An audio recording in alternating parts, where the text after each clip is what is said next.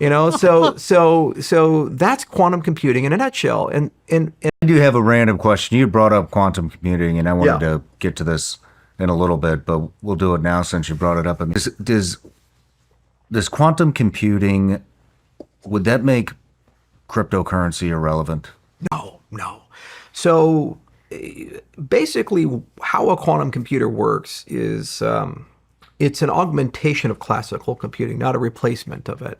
So the way I like to explain a quantum computer is imagine that you meet a really hot girl and she wants to give you her number, but she's kind of a bitch. So she's like, all right, I wrote my number in this library over there inside one of the books. You walk in the library, there's millions of books. And you're like, oh, fuck you. So she's legit. She wrote her number in there, but like, how do you find the number? So a classical computer, how that would work is that you would just start at one of the bookshelves, you take each book off and you flip through all the pages and see if you find the number. Now, if you want to speed it up, there's two ways you can speed it up. You can speed it up sequentially, meaning that you speed up the rate at which you flip through the books, or in parallel. And in parallel, you get your friends to go and help look through. So maybe you have 5 guys come, so you and 5 other guys are flipping through books. Now you have 6 cores running. And if you want to sequentially, that's your clock rate. You speed it up. So for a long, long time, since the 30s, when we first started talking about these things, to today, that's been the paradigm of computing, is either speed up the clock rate or make it more parallel and find algorithms that can do that. Quantum computing is fundamentally different. What it does is it says, okay, here's what we're going to do. We have 3 things. We're going to do superposition.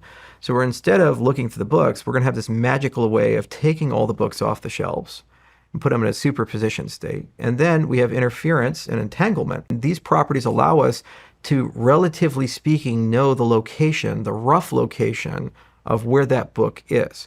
Then we'll put them all back on the shelves, but the area that has the number, we're going to pull those books out slightly. So you still have to do the classical thing. You still have to go and open the book and read through the pages. But now, instead of blindly going through and looking at all the different possibilities, you know the rough area that you want to go to. So you go over there, you pull that book off, and lo and behold, the number's there. You get laid. Congratulations. Life is good. So that's quantum computing in a nutshell. And